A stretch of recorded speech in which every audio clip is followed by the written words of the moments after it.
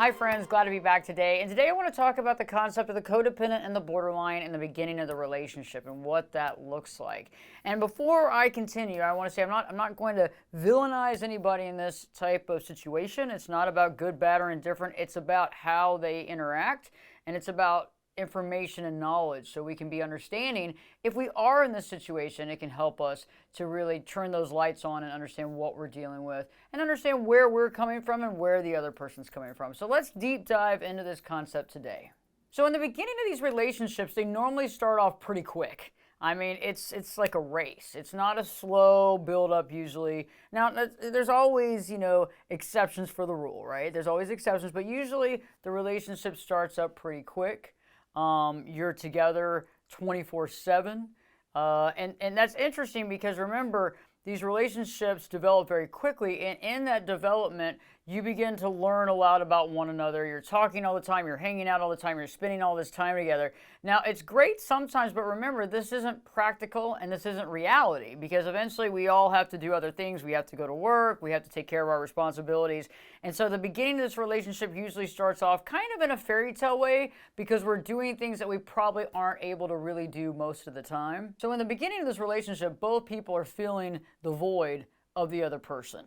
Okay, so both people are doing that. We're engaged quite a bit. We're hanging out a lot. We're spending a lot of time together. We're not usually dealing with our responsibilities. So the codependent usually lets go of their responsibilities for a brief moment in the beginning of this relationship to cater to the person that might be showing some signs of BPD, but not knowing why. And a lot of this is because the codependent wants to give their time and effort to this person. And remember, the codependent's value comes from doing things for the other person. That's where they get their value.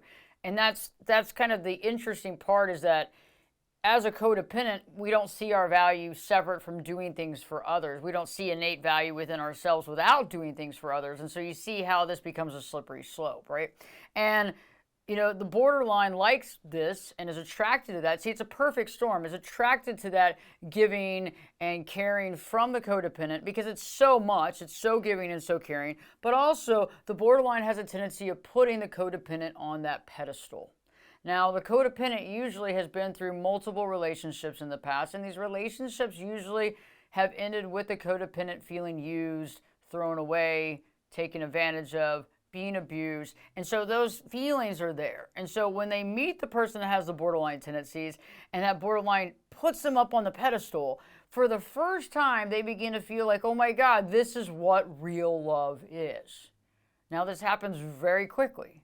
And so all these things are happening at the same time. So you have the instantaneous meeting, you have the hanging out, you have the spending 24 hours a day, 7 days a week together. You have the codependent, kind of pushing, away their responsibilities that they have in the beginning. You have the borderline liking that because they have become the codependent center of attention, complete center of attention, and they're spending all their time with them, which is the perfect situation for the borderline because they like to have that independent time. They don't really want to be sharing the other person with other people. They like to be that one-on-one. And the borderline is better one-on-one than they are with a group, right? So they're better one-on-one when they're with the person that they're in the relationship, the romantic relationship with. Okay, and the codependent loves it because all of a sudden, for the first time, they feel like they're being showered and cared for because of all these things that they've done.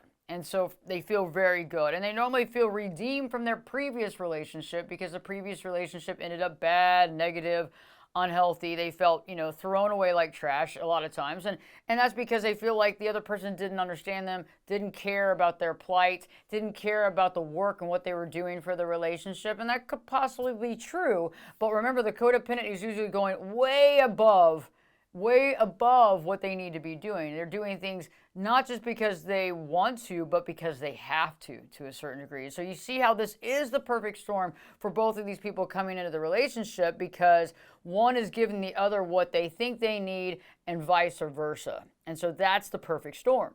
And remember, the beginning of this relationship is what's so hard for the codependent to let go of. The beginning of this relationship is what the perfect relationship seems to be based on the mind of the codependent. Okay, so that belief that, we're supposed to get showered with attention, the person's, cares about us and puts us on this pedestal and tells us about how great we are and wonderful, and tells us how great we are and sings our praises, and it feels really, really good. And so for the codependent, this feels like this is the first real relationship that they've had in their life. Now, for the person with the borderline tendencies, remember, they're not doing this, I don't believe, to play any sort of game. This is just the pathology, because that's the situation, is that they begin each relationship that way because they actually see that person as being perfect. You see what I'm saying? So they actually see the person being perfect, and they're telling the person how perfect they are. And that person happens to be codependent, so they're eating it up. Now, the thing is that the borderline is not going to see the codependent perfect forever. And unfortunately, for some people, it'll last longer than others, but for some people, it's going to last a really short time. And when that begins to change, and the borderline no longer sees the codependent as being, the most amazing woman or the most amazing man, all of a sudden things begin to change and there becomes issues in the relationship. And we'll talk about that in the next video, because that's where we kind of talk about the pedestal and falling off the pedestal. But more than that, this is really the codependent and the borderline relationship, play by play, and how this happens. And it's not like this is a setup. The codependent's not over there like, I'm going to do all these things and want this in return. See, remember, this is all subconscious, and this is all from programming and training for a lifetime, right? So because a codependent has been programmed in the beginning of their life to feel like they have to do all these things or they're not good enough. If they don't do this, this, and this, and that, they're not good enough. If they don't take care of these things and those things, they're not good enough. Now remember, the borderline also has their programming, right?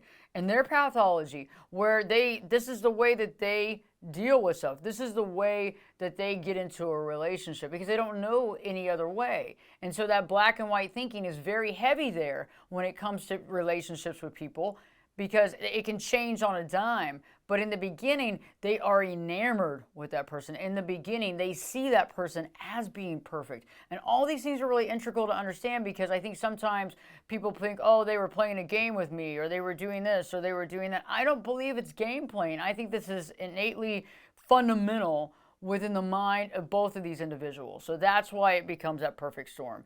We'll talk more about the middle stages later in the next video.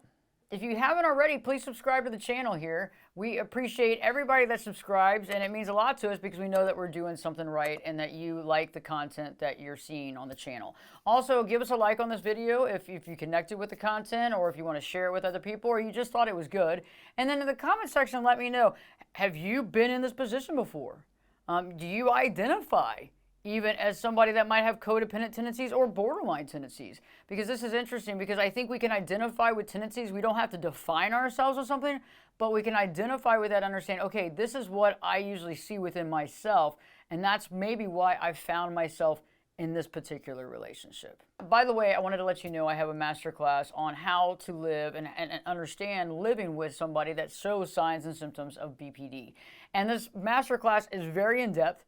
It goes through basically the entire relationship, understanding your dynamic with this person, understanding why they say what they say and do what they do so you can understand it better, and also how to live a more productive and healthy life together in the same household, being able to understand one another and communicate. You can find the link in the description here below, as well as I work with clients specifically understanding BPD and specifically understanding codependency and how this relationships work, being able to really walk through it, process it, basically be able to take it apart and understand each piece of it so that you can better understand the relationship, but you can also understand yourself and create a solid identity while in the relationship. Oh yeah, I almost forgot. Don't forget to live your true life.